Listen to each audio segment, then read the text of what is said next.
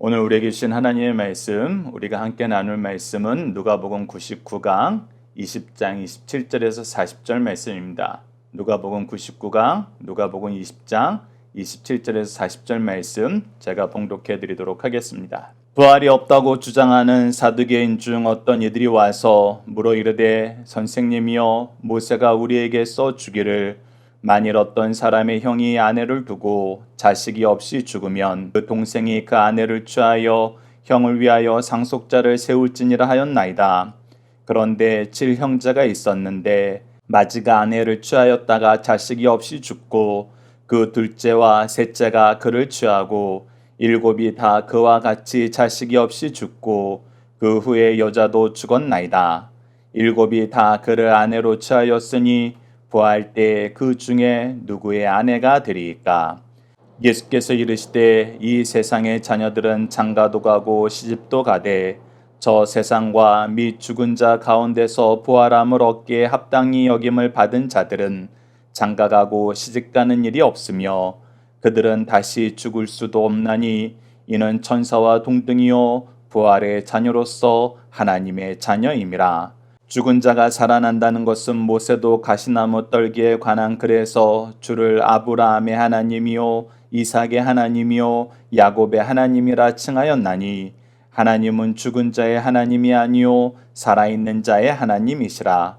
하나님에게는 모든 사람이 살았느니라 하시니 서기관 중 어떤 이들이 말하되 선생님 잘 말씀하셨나이다 하니 그들은 아무것도 감히 더 물을 수 없음이더라. 아멘. 오늘 본문 말씀을 잘못된 부활신앙을 바로 고쳐주신 예수님이란 제목으로 함께 말씀을 나누도록 하겠습니다. 오늘 본문 말씀을 저희들 크게 두 단락으로 나눠서 보고자 합니다. 첫 번째 단락은 27절에서 33절로 사두개인들이 부활이 없다고 주장한 이유는 무엇인가요? 키워드는 사두개인, 부활 없다, 율법, 누구의 아내입니다. 자, 27절에서 우리에게 굉장히 충격적인 사실을 알려주죠. 부활이 없다라고 하는 사두개인들이 있다는 것입니다.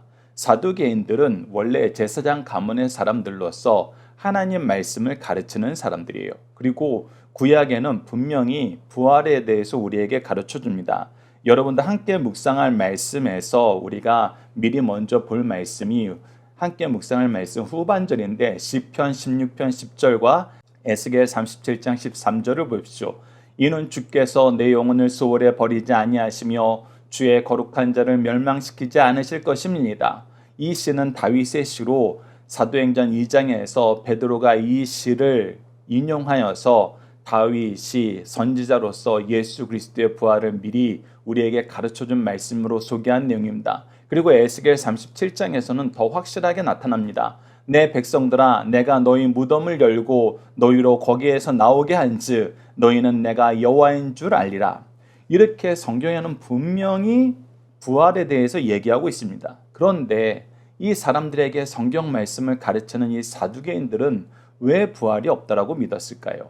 그거는 우리가 두 번째 단락에서 같이 확인하게 되는 내용인데 간략하게 설명을 해드리면 이 사람들은 하나님의 말씀으로 모세 오경 외에는 받아들이지 않는 그런 주장을 하고 있었습니다. 그래서 모세 오경에는 부활에 대한 이야기가 없다는 거예요.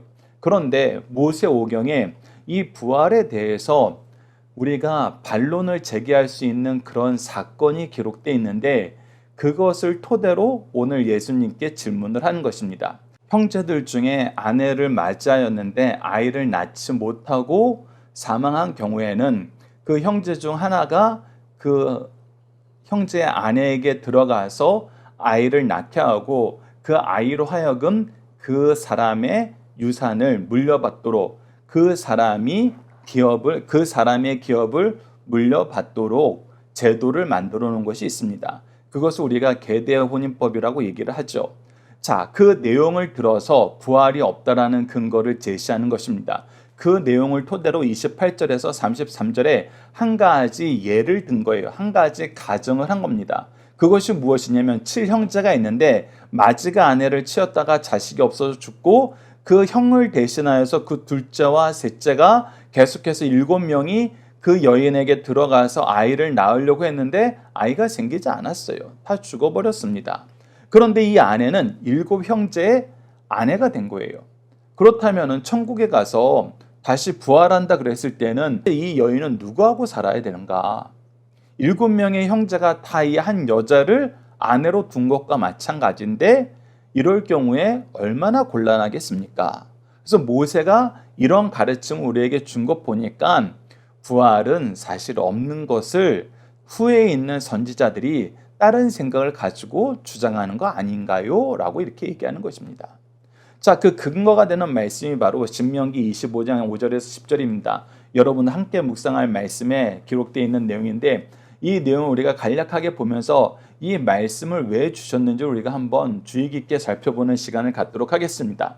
자, 한 절씩 한 절씩 봅시다. 형제들이 함께 사는데 그 중 하나가 죽고 아들이 없거든 그 죽은 자의 아내는 나가서 타인에게 시집가지 말 것이요 그 남편의 형제가 그에게로 들어가 그를 맞이하여 아내로 삼아 그 남편의 형제된 의무를 그에게 다할 것이요 그 여인이 낳은 첫 아들이 그 죽은 형제의 이름을 잊게 하여 그 이름이 이스라엘 중에서 끊어지지 않게 할 것이니라. 자, 잘 보십시오. 이 계대 혼인법을 제정한 이유는 뭐예요? 그 형제의 이름이 이스라엘 중에서 끊어지지 않도록 그 기업이 계속 유지되도록 하나님께서 그들에게 주신 복이 멈춰지지 않는 것이 이 계대 혼인법을 제정한 목적이에요. 즉 가정을 이렇게 꾸며라 라는 강한 압박이 아니라 이 가정의 기업을 가업을 하나님이 주신 축복을 잃어버리는 일은 너희들이 철저하게 막아야 된다. 즉 하나님의 백성으로서 하나님의 기업을 소중히 여기고 그것을 자녀들에게 후손들에게 물려주어서 그 가문이 계속 유지될 수 있도록 해라. 유지, 지킴, 이것이 목적이에요. 무엇에 대한 거예요? 기업에 관한 거예요. 이 부분을 이 사두개인들은 무엇을 반대하는 해석으로 바꾼 거예요? 부활을 반대하는 해석으로 바꾼 거예요. 자, 다시 한번 강조합니다. 이 내용은 부활에 관한 내용이 아니고 무엇에 관한 내용이에요? 기업에 관한 내용이에요. 그리고 이 기업은 우리가 지켜줘야 될 의무가 그 형제들에게 있다는 것입니다. 누군가가 어려워지고 누군가가 이것을 잃게 되었을 때는 그 이름을 잃게 하지 말고 믿음의 가문에 들어온 것을 잃게 하지 말고 믿음의 후손이 되는 것을 잃게 하지 말고 이곳에서 거할 수 있도록 그 기업을 지켜라. 이 내용을 너희들이 실천하지 않으면 이것은 내가 정죄할 것이다. 징계할 것이다 라고 얘기하신 거예요. 그래서 그것을 의무화한 것입니다.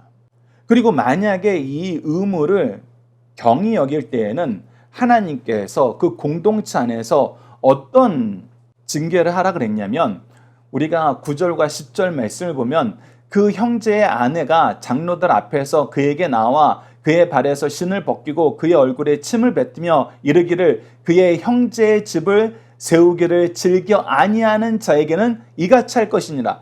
자, 이 징계, 이에 대한 내용에서도 이것이 가정이나 부활에 대한 것이 아니라 그 집을 세우는 기업에 대한 것임을 분명히 가르쳐 줍니다. 이스라엘 중에 그의 이름을 신 벗김을 받은 자의 집이라 부를 것이니라. 그래서 이 의무를 경히 여기는 것, 이 의무를 실천하지 않는 것에 대해서 그가 잘못했다는 것을 분명히 알려주라는 거예요. 어떤 사람이든 믿음의 가문에 들어와서 그 믿음을 잃고 그 신앙을 잃고 하나님 섬기는 거에서 멀어지고 하나님 백성에서 사는 거에서 낙오되지 않도록 너희들이 이것을 지켜주고 이것을 돕는 일에 최선을 다하라고 주신 말씀이 바로 이 계대혼인법이라는 거예요. 그런데 이것을 사두개인들은 부활을 거부하는 주장으로 들어서 쓰고 있어요. 그것도 그냥 무식하게 예를 들어서 가정을 더해서 하나님 말씀을 막는 거예요. 하나님의 선지자를 통해서 선언된 말씀을 그들이 무시하려는 것입니다. 이것을 우리가 주의해야 된다는 것입니다. 물론 이것을 하나님께서 강하게 징계하신 사건이 우리가 창세기 38장을 보면 나타나요. 유다의 장자 엘이 여호와 보시기에 악함으로 여호와께서 그를 죽였어요. 그래서 유다가 둘째에게 형사에게 들어가서 이 형의 가업을 잃도록 해라. 형의 가문이 끊어지지 않도록 해라 그랬는데 이 동생이 그것을 원치 않은 거예요. 그래서 도리어 이 형의 가문을 잃는 걸 싫어해서 그가 땅에 씨를 빼게 됩니다. 그것을 하나님께서 악하게 보시고 그를 죽이는 데까지 이르는 굉장히 큰 정죄를 하신 사건이 있어요. 그것이 창세기 38장 7절에서 10절입니다. 그래서 이 기업을 지키는 것 중요해요. 그러나 이 기업을 지키는 규례를 부활을 믿지 않을 규례로 만들 수 있는 어떤 성경적인 근거도 하나님께서 제시하신 어떤 환경적인 근거도 아무것도 없어요. 이들이 임의로 잘못 해석한 거예요. 그러니까 부분적으로 믿고 자기네들의 생각에 우월성을 두기 위해서 가정에 가정을 더해서 이것을 믿지 않을 핑계를 대는 것입니다. 우리가 계속해서 이번 주에 주의 깊게 봐야 되는 내용이 무엇이었냐면 믿지 않을 핑계를 만드는 것, 이것은 순종하지 않는 자들의 일괄적인 특징이었어요. 문화 비유에서도 순종하지 않는 자들은 핑계를 만들었어요. 아담이 범죄하고 나서도 핑계를 만들었어요. 우리가 사실 어제 세금에 관한 것도 세금을 내기 싫으면 핑계를 만드는 거예요. 동시에 부모를 섬기기 싫으면 고르만이라는 핑계를 만들었어요. 항상 악한 사람들은 믿기 싫은 거, 하기 싫은 거에 대한 핑계를 만들어요. 그래서 이 부분을 주의하라 그럽니다. 그러면서도 예수님께서 굉장히 보여주신 놀라운 점이 무엇이냐면 예수님은 이들이 가지고 있는 주장 안에서, 사상 안에서 이들이 인정할 수밖에 없는 그런 내용 안에서 이들의 어리석음을 깨닫게 하시고 하나님의 뜻으로 인도하시는 내용을 우리가 보게 됩니다. 자, 두 번째 단락을 보시죠. 34절에서 40절입니다. 예수님은 무엇을 통해서 부활을 증거하시나요? 키워드는 부활, 하나님의 자녀, 지금도 살아있는 자, 하나님입니다.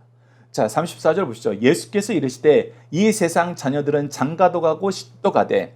자, 이 부분에 대해서 우리가 평행 말씀인 마가복음 12장 24절을 보면 예수님께서 이들의 생각에 대해서, 이들의 어리석음에 대해서 이렇게 얘기합니다. 예수께서 이르시되 너희가 성경도 하나님의 능력도 알지 못함으로 오해함이 아니냐.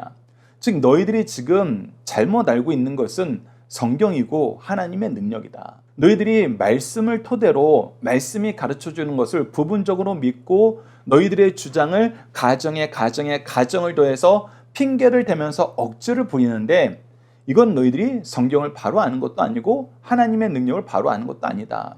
그것을 예수님께서 고쳐주시는데 어떻게 고쳐주시냐면 자, 잘 보십시오. 예수께서 이르시되 이 세상의 자녀들은 장가도 가고 시집도 가되 저 세상과 및 죽은 자 가운데에서 부활함을 얻기에 합당히 여김을 받은 자들은 장가가고 시집가는 일이 없으며 그들은 다시 죽을 수도 없나니 이는 천사와 동등이요 부활의 자녀로서 하나님의 자녀입니다. 즉 이 세상 삶이 우리가 가정이 예수 그리스도의 신부된 우리의 모습을 가르쳐주고 아버지를 통해서 사랑받는 천국의 모형으로서 우리에게 하나님의 뜻을 가르쳐주는 신적 기관인 건 맞는데 그것이 영원한 관계가 아니고 예표적인 관계라는 거예요. 영원한 관계는 우리 모두가 예수 그리스도의 신부가 되어서 하나님의 자녀로서 천국에서 사는 거라는 거예요. 그래서 우리의 신분과 상황은 천국에 가서는 완전히 변한다는 거예요. 부활한 후에는 완전히 변한다는 것입니다. 그것을 너희들이 말씀을 통해서 깨달아야 됐는데 깨닫지 못했다. 그래서 너희들이 지금 현재 한계 내에서 너희들의 생각과 사상을 계속 조리를 하다 보니까 엉뚱한 요리가 나온 것이다 라고 얘기해 주는 거예요. 그래서 올바른 요리에 대해서 설명을 해줍니다. 그것이 바로 37절부터 나오고 있어요. 자, 37절 보시죠. 죽은 자가 살아난다는 것은 모세도 가시나무 떨기에 관한 그래서 자, 죽은 자가 살아난다는 것을 누가 얘기했다고요? 모세가 얘기했다고요. 너희들이 모세 오경만 믿고 있는데 모세가 얘기했다. 너희들은 모세 오경의 부활의 얘기가 없다 그러는데 아니다. 모세가 증언했다. 모세가 어떻게 증언했느냐? 잘 봐라 라고 얘기하면서 출애굽기 3장 6절 말씀을 인용하여서 얘기하시는 겁니다. 주를 아브라함의 하나님이요 이삭의 하나님이요 야곱의 하나님이라 칭하였나니 이 얘기가 무엇이냐면 우리가 함께 묵상할 말씀 출애굽기 3장 6절을 먼저 보면 또 이르시되 나는 내 조상의 하나님이니 아브라함의 하나님, 이삭의 하나님, 야곱의 하나님이라. 모세가 하나님 배우기를 두려워하며 얼굴을 가리며 할 때 이때 하나님께서 아브라함의 하나님, 이삭의 하나님, 야곱의 하나님을 현재형으로 쓰셨다는 거예요. 그 현재형으로 썼다는 것은 지금 아브라함, 이삭, 야곱이 어떻게 있다? 지금 현재 살아있다. 내가 현재 살아있는 그들의 하나님이다. 내가 옛날에 아브라함의 하나님이었고 옛날에 이삭의 하나님이었고 내가 옛날에 야곱의 하나님이었는데 그 옛날에 그들의 하나님이었던 내가 너희들에게 나타났다, 이 뜻이 아니라 나는 지금도 살아있는 아브라함의 하나님, 이삭의 하나님, 야곱의 하나님이라고 현재형을 써서 얘기하지 않았느냐. 그렇기 때문에 모세가 지금 살아있는 자들의 하나님임을 증언함으로써 이미 죽어서 무덤에 묻혔는데, 막벨라굴에 묻혔는데 그들이 다시 살아나서 하나님 옆에 있다는 것을 증언하지 않았느냐. 그러니 너희들이 성경도 하나님의 능력도 몰라서 엉뚱한 주장하는 거 아니냐라고 얘기하시는 거예요. 그래서 38절에 다시 한번 강조합니다. 하나님은 죽은 자의 하나님이 아니요 살아있는 자의 하나님이시라. 하나님에게는 모든 사람이 살았느니라 하시니라. 즉 하나님께서는 반드시 모든 사람들을 살리신다는 거예요. 모든 사람을 살리세요. 그랬을 때 여러분들 또 신앙생활 처음 하시는 분은 헷갈린 게 있어요. 하나님 믿는 사람만 살아나는 거 아니야? 그리스도인들만 부활하는 거 아니야? 아니에요. 하나님은 모든 사람을 부활시키세요. 모든 사람을 다시 살리세요. 근데 어떻게 살리시느냐? 그 내용을 우리가 함께 묵상할 말씀 요한복음 5장 28절에서 29절을 통해서 볼 수 있습니다. 이를 놀랍게 여기지 말라. 무덤 속에 있는 자가 다 그의 음성을 들을 때가 오나니 선한 일을 행한 자는 생명의 부활로, 악한 일을 행한 자는 심판의 부활로 나오리라. 네, 그리스도인들은 생명의 부활을 통해서 하나님 나라의 백성이 되고, 악한 일을 행한 자들은, 믿지 않는 자들은 심판의 부활로 지옥 형벌에 알맞는 몸으로 부활하게 된다는 것입니다. 그래서 하나님은 모든 사람을 살리세요. 그래서 산자의 하나님이에요. 그래서 모세 오경을 통해서 이 이야기를 하니까 그동안 이 논쟁에서 한 번도 이기지 못했던 한 서기관이 이렇게 외칩니다. 39절 보시죠. 서기관 중에 어떤 일이든 말하되 선생님 잘 말씀하셨다 하니, 아이고 그동안 우리가 저놈들 이기지 못해서, 저놈들 주장 꺾지 못해서 아이고 힘들었는데 선생님 잘하셨습니다. 근데 여러분들 이 말씀이 우리에게 주는 좌절감은 더 커요. 이 사람이 누구라고요? 서기관 중에 한 사람이라고. 바리새인 중에 한 사람이었을 가능성이 많아요. 그런데 이 사두개인들도 성경도 하나님의 능력도 몰라서 오해했는데, 이것을 지금 듣고 기뻐하는, 이 사람들을 무찔렀다고 좋아하는 이 서기관들이 바리새인들이었다면은, 그리고 대부분의 사람들이 이 논쟁에 종지부를 찍지 못했다는 것은 무엇을 뜻해요? 성경 교사라고 불리우는 이 바리새인들도 성경도 하나님의 능력도 몰랐던 거 아니에요. 이 간단 명료한 이 출애굽기 3장 6절 말씀을 해석하지 못해서 부활이 없다라고 주장하는 이 무지막지한 억지를 도무지 이기질 못했던 거예요. 그래서 우리가 하나님의 말씀도 하나님의 능력도 깨닫지 못하면은 신앙생활할 때 어떤 상태에 빠지게 된다? 이렇게 말도 안 되는 억지 주장을 하는 사두개인들과 같은 이런 모습의 신앙생활을 하게 된다. 그래서 우리는 말씀 중심으로 살아야 된다. 그러자 어떻게 됐어요? 그들은 아무것도 감히 더 물을 수 없음이더라.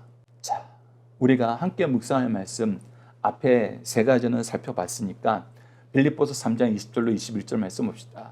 우리의 시민권은 하늘에 있는지라 거기로부터 구원하는 자 곧 주 예수 그리스도를 기다리노니 그는 만물을 자기에게 복종하게 하실 수 있는 자의 역사로 우리의 낮은 몸을 자기 영광의 몸의 형체와 같이 변하게 하시리라. 네, 우리는 마지막 때 부활이 있고 그의 영광의 몸과 같은 그런 부활의 은혜를 맛보게 됩니다.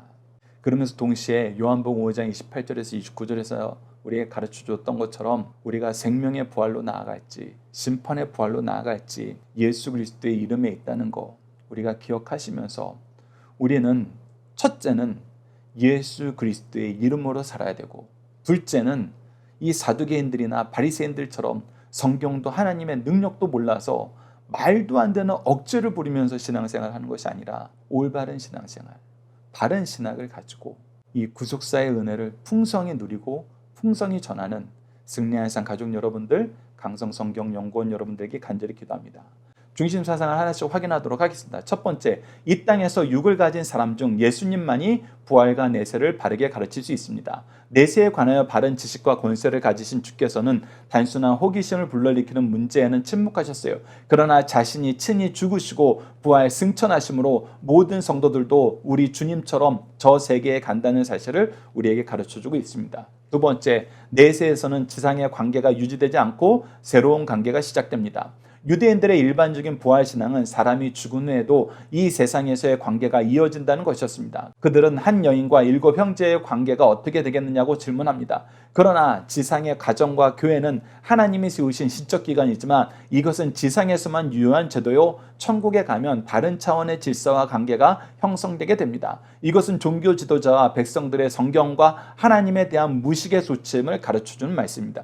세 번째, 하나님은 시공을 초월하시는 분이시오 이 세상을 떠난 인간들에게는 산자의 하나님이 되신다는 것입니다. 이 말씀은 과거에 살았던 아브라함, 이삭, 야곱은 이미 죽어 세상을 떠났지만 죽음으로 소멸되지 않고 저 세계에서도 지금도 살아있다는 것입니다. 하나님은 지금도 그들의 하나님이십니다. 동시에 육적인 몸을 지니고 세상에 살아있어도 영적으로 죽은 자는 하나님과 교제할 수 없고 영적으로 산 사람은 육적으로 살았을 때에도 이렇게 하나님과 교제하고 비록 육신은 죽었어도 영은 하나님과 교제를 나누고 있다는 것입니다. 그러므로 영이 산 자는 영원하신 하나님과 교제할 수 있어 하나님은 산자의 하나님이시라는 것입니다. 자, 자녀들과 함께하는 기도 훈련 내용으로 함께 기도하도록 하겠습니다. 우리를 새롭게 하셔서 자녀 삼아주신 하나님, 예수 그리스도를 통한 부활의 승리와 영광으로 우리를 인도하여 주시고 은혜로 부활의 영광에 동참하게 하심을 감사합니다. 하나님의 말씀과 구원의 역사를 묵상할 때 우리의 생각과 사상으로 우리의 뜻을 이루기 위해서 묵상하여 하나님의 뜻을 거스르고 연약한 사람들을 흔드는 것을 용서해 주소서. 하나님의 말씀을 바르게 읽고 바르게 묵상하고 바르게 전할 수 있도록 성령의 지도하심과 감독하심을 더하여 주시고 믿음의 공동체 안에서 영적 부모와 동역자들을 통해서 올바른 길로 인도함을 받고 온전한 길로 나아가도록 도와주소서. 예수님 이름으로 기도드립니다. 아멘.